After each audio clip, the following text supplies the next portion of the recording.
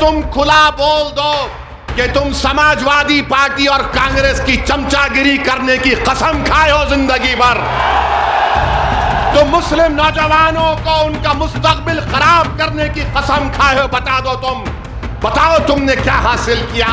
अरे अखिलेश मुख्यमंत्री थे, मुजफ्फरनगर का कांड हुआ, 50,000 मुसलमान बेघर हो गए और तुम आकर असदुद्दीन ओवैसी को गाली देते। अरे बको गाली मुझे, मैं कोई फरिश्ता नहीं हूं, मगर याद रखो तुम्हारी झूठ और तुम्हारी गाली, तुम्हारे इल्जामात मेरे हौसलों को पस्त नहीं कर सकेगी। मैं जब तक जिंदा रहूंगा जालिमों से मुकाबला करता था और करता रहूंगा इंशाअल्लाह ताला। सियासत की बिसात पर फिर नई चाल चली है। हर मोहरे की अपनी अपनी अलग कहानी है। जो कल तक थे आमने सामने, अब साथ चलने की बात है। यूपी की सत्ता की राह में गठबंधन ही नई मात है।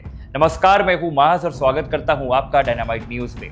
यूपी की राजनीति में 2027 विधानसभा चुनाव से पहले एक ऐसा बयान आया है जिसने राजनीतिक गलियारों में नई बहस छेड़ दी है। ओवैसी ने हैदराबाद से जो लोकसभा के सांसद हैं, सपा को खुली सलाह देते हुए कहा कि यूपी में अगर भाजपा को हटाना है तो समाजवादी पार्टी को एमआईएम के साथ यानी ओवैसी की पार्टी के साथ समझौता करना चाहिए। ये बयान किसी साधारण मंच से नहीं बल्कि मुरादाबाद की धरती से दिया गया और यही बात इस पूरे बयान को और भी राजनीतिक रूप से महत्वपूर्ण बनाती है। दरअसल मुरादाबाद सिर्फ पश्चिमी उत्तर प्रदेश का एक बड़ा शहर नहीं है बल्कि सपा का लंबे समय से मजबूत गढ़ माना जाता रहा है। यहाँ सपा से कई बड़े और प्रभावशाली नेता आए हैं। कमाल अख्तर की बात कर लें या एसटी हसन की बात कर लें, जैसे मजबूत चेहरे यहाँ तक वर्षों की राजनीति में कायद रहे हैं। यही नहीं, मुरादाबाद और इसके आसपास के क्षेत्र में मुस्लिम आबादी लगभग 35% के आसपास मानी जाती है और यही वजह है यहाँ पर मुसलमानों के वोट को निर्णायक भी माना जाता है। ऐसे में जब ओवैसी इसी मुरादाबाद से समाजवादी पार्टी को गठबंधन का संदेश देते हैं तो इसे केवल बयान नहीं बल्कि एक राजनीतिक रणनीति के तौर पर भी देखा जा रहा है।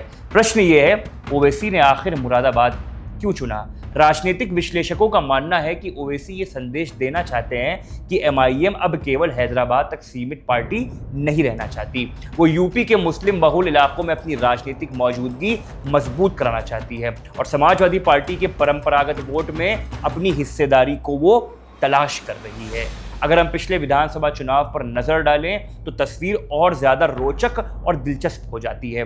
2022 के यूपी विधानसभा चुनाव में ओवैसी की पार्टी ने करीब 94 सीटों पर अपने प्रत्याशियों को उतारा था। हालांकि पार्टी सीट जीतने में सफल नहीं हुई थी और पूरे प्रदेश में उनको लगभग 4.5 लाख वोट मिले थे। सीट भले ना मिली हो लेकिन कई जगह पर पार्टी ने इतना वोट जरूर प्राप्त किया कि चुनावी मुकाबले के समीकरण प्रभावित हुए थे और यही अनुभव शायद ओवैसी को ये विश्वास दिलाता है अगर यही वोट किसी बड़े विपक्षी गठबंधन के साथ जुड़ जाए तो कई सीटों पर मुकाबला बदल सकता है।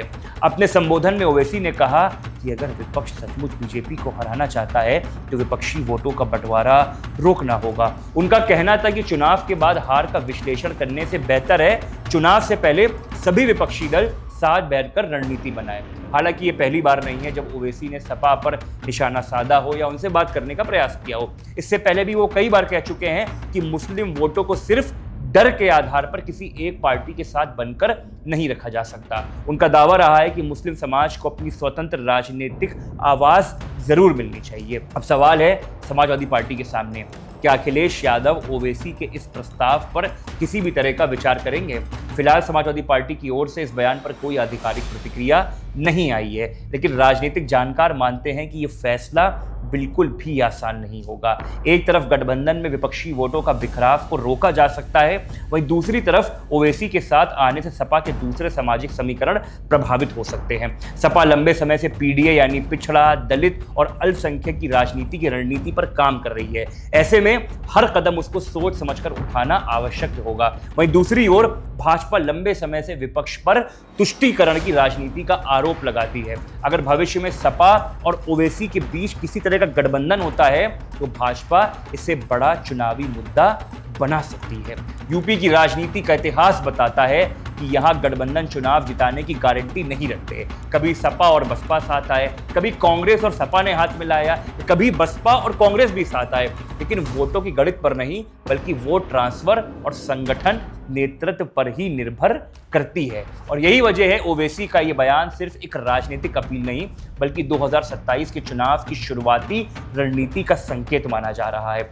मुरादाबाद से दिया गया संदेश बताता है ओवैसी अब उत्तर प्रदेश में अपनी राजनीतिक जमीन छोड़ने के मूड में नहीं है। उनकी पार्टी उन इलाकों में लगातार सक्रिय रहना चाहती है जहां मुस्लिम आबादी अधिक है और जहां अब तक सपा का मजबूत प्रभाव रहा है। यानी एक तरफ ओवैसी समाजवादी पार्टी को गठबंधन का प्रस्ताव दे रहे हैं तो वहीं दूसरी तरफ सपा के गढ़ में अपनी राजनीतिक मौजूदगी का एहसास भी करा रहे हैं। प्रश्न यही है, क्या अखिलेश यादव सूबे के पूर्व मुख्यमंत्री रहे हैं इस प्रस्ताव को स्वीकार करेंगे या नहीं? क्या इंडिया गठबंधन के भीतर इस पर चर्चा होगी या नहीं? क्या विपक्ष एकजुट होकर भाजपा के खिलाफ मैदान में उतरेगा या नहीं?